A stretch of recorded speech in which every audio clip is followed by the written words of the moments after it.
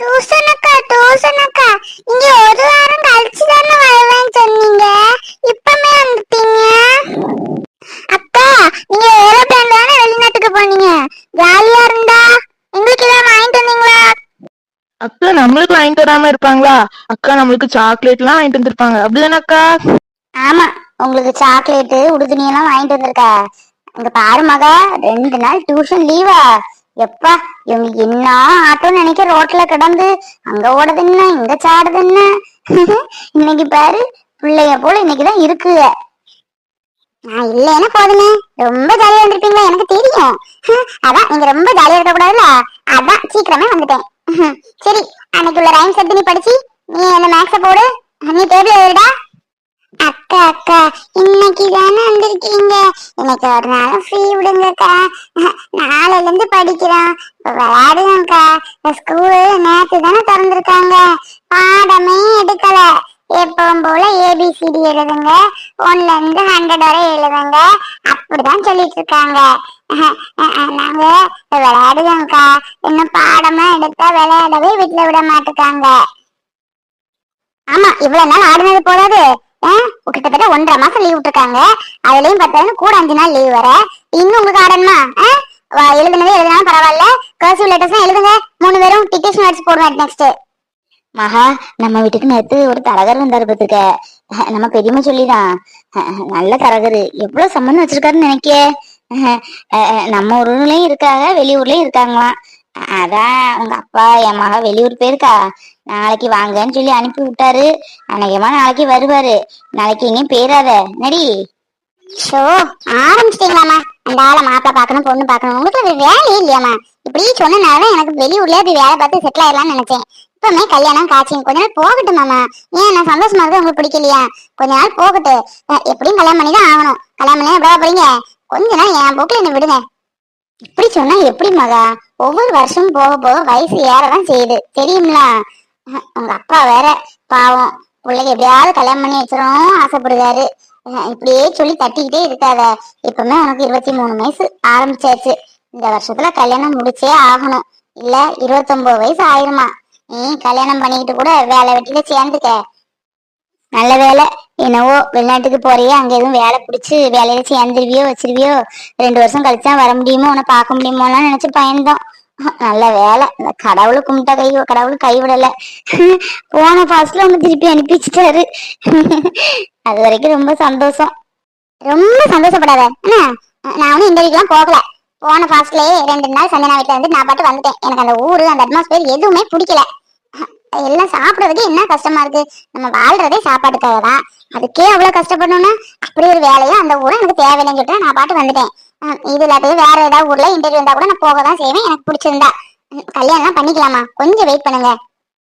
வாமா, என்ன போன் ஒண்ணும் பண்ணாம திடீர்னு வந்திருக்கேன்? எப்ப வரனாலும் போன் போட்டு தானே வருவ. அப்பா வரலையா? நீ மட்டும் தான் வந்தியா? தம்பி என்ன செய்யா, நல்லா இருக்கானா? வந்தானம்மா, பாத்துக்கு இருக்க வருவான்ல. ஆமா, போன போட்டு கேட்டா நீ வராண்டான்னு சொல்லுவ. இப்படிதான் உன் கொழுந்தனு கல்யாணத்துக்கும் ஊர்ல சொல்லி நான் கேட்டு தெரிஞ்சுக்கிட்டேன். அதுக்கப்புறம் தான் ஆமாம்மா என்ன, இப்பவும் அதே மாதிரி ஊர்ல சொல்லிதான் வந்திருக்கேன்.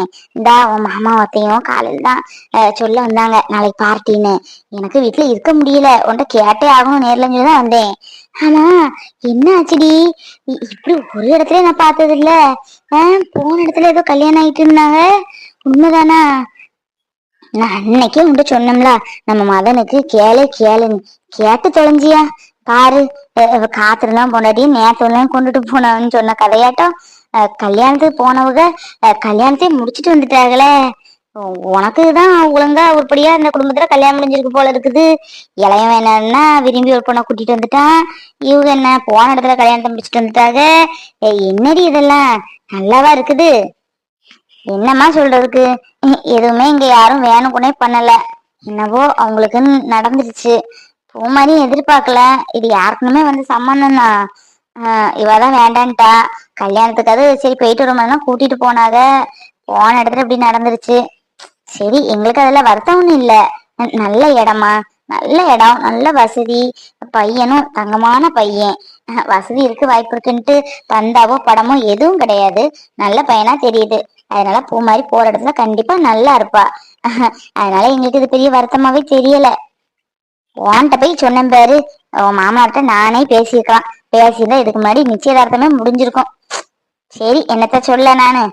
உன் சித்தி சும்மாவே என்ன மாதிரி பேசிக்கிட்டு இருப்பா. இத வேற கேள்விப்பட்டுட்டாளா? காலங்காத்தாலே இருந்துட்டா. என்னக்கா துளசி குடும்பத்துல இப்படி நடந்துட்டு இருக்கு, நம்ம பிள்ளை ஒண்ணுதான் ஒழுங்கா போயிருக்கா போல, அப்படி இப்படி எல்லாமோ சொல்லிக்கிட்டு இருந்தா. எனக்கும் மண்டை காஞ்சிருச்சு. அதான் உன்னைய பார்த்து என்ன ஏதுன்னு கேட்டுட்டு போலான்னு வந்தேன்டி.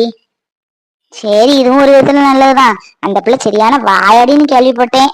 நம்ம வீட்டுக்கு வந்து வாய் பேசிக்கிட்டு சண்டை போட்டுட்டு இருந்தா நல்லாவா இருக்கும் ஒண்ணுக்குள்ள ஒண்ணு. சரி, அடுத்தடுத்துக்கே போட்டும். எந்த நரி எங்க சேரணுமோ அங்கதானே சேரும். எல்லா இடத்துலயும் சேருமா என்ன? சரிம்மா, நடந்தது எல்லாம் நன்மைக்கே நினைச்சுக்கிடுவோம். மகனுக்கு இதை விட வேற நல்ல பொண்ணா அமையும். சரியா? யார் யாருக்கு என்ன இருக்கோ அதுதான் நடக்கும். நம்ம நினைக்கிறது இல்ல, மேல இருக்கிற முடிச்சு போடுறதுதான். சரி, அப்பாட்டையும் சொல்லிடு. கண்டிப்பா எல்லாரும் வரணும். நானே போன் போடணும்னே இருந்தேன். கொஞ்ச நேரம் முடிஞ்சு நான் அப்பாவுக்கு போன் போட்டு கூப்பிடுதேன். கண்டிப்பா எல்லாரும் வாங்க என்னம்மா. பாவம் மதன் தெரிஞ்சா ரொம்ப வருத்தப்படுவான். அவன் இருந்தா அவனையும் கூட்டிட்டு வாங்க. சரிடி, ரிசப்ஷன் நல்லபடியா முடியட்டு. வேற என்ன செய்ய? ஒரு ஒரு வாரம் போகட்டு. 5 வகை சாதம் செஞ்சு போடணும்ல.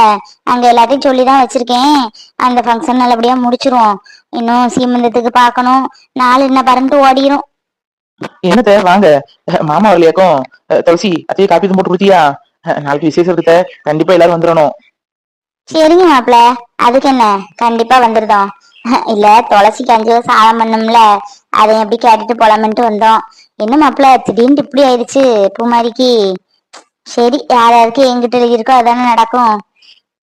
பவி, என்னைய மன்னிச்சிருமா, என்ன மன்னிச்சிரு. என்னாலதானே இந்த பிரச்சனை. நான் ஒருத்தன் வாய் வச்சு சும்மாவது இருந்தேன் இல்ல. பாவம் மாமா, அவரு எல்லாம் செய்யறேன்னு சொன்னாரு. பாவம் மாமா கடன்காரர் ஆயிடக்கூடாது, நம்மள்ட்ட துட்டு இருக்கதானே செய்யுது. நம்ம பவி இல்ல, அப்படிதாம்மா சத்தியமா அப்படி நினைச்சுதான் நான் பண்ணேன். இப்படி எல்லாம் ஆகும் நான் நினைச்சு கூட பாக்கல. அம்மாக்கு இதெல்லாம் தெரியாதுன்னு நினைச்சேன். எப்படி தெரிஞ்சனே எனக்கே தெரியல. பாவம் மாமா, இந்த துட்டை பெறட்ட என்ன பாடுபட்டிருப்பாரோ. அன்னைக்கே சொன்னாரு, வீட்டை அடமானம் வைக்கணும் மாப்பிள்ள அப்படின்னு. வீட்டை தானே அடமானம் வச்சிருப்பாரு. எனக்கு தெரியும், குடியிருக்க வீட்டை என்னைக்கு அடமானம் வைக்க கூடாதுன்னு சொல்லுவாங்க.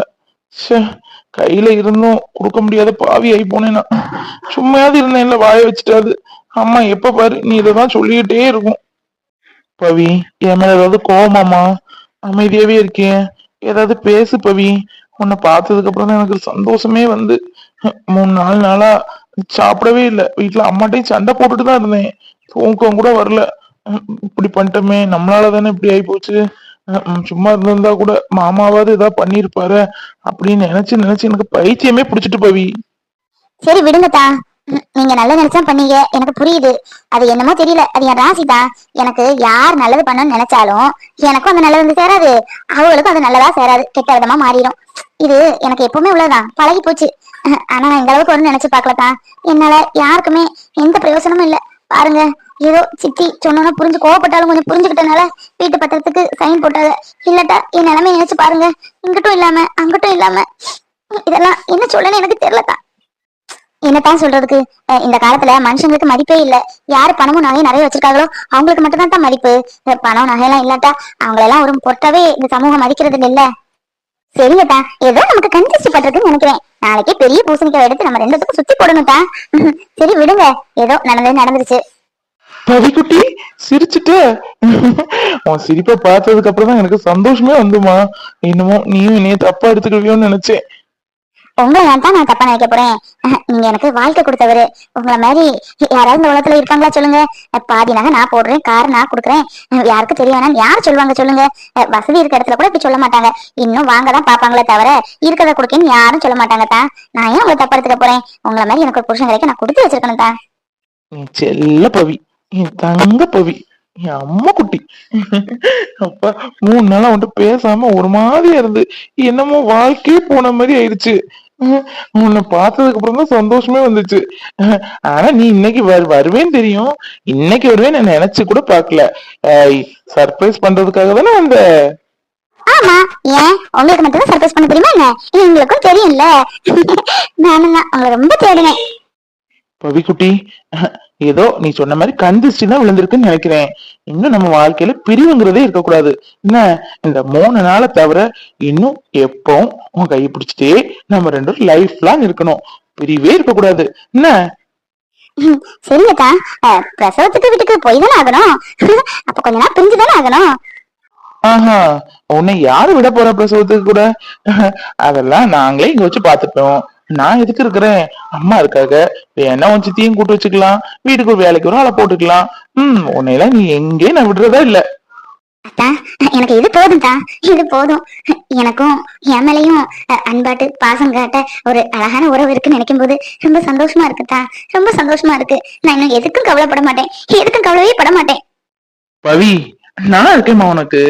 நல்ல ஒரு அம்மாவா, அப்பாவா, ஃப்ரெண்டா, ஹஸ்பண்டா, லவ்வரா நான் இருக்கிறேன். எதுக்கும் நீ கவலைப்படக்கூடாது, சரியா? இன்னும் நமக்குள்ள எந்த பிரியும் இருக்கக்கூடாது. கவலையே படாத, உன்னை நல்ல நான் பாத்துப்பேன்.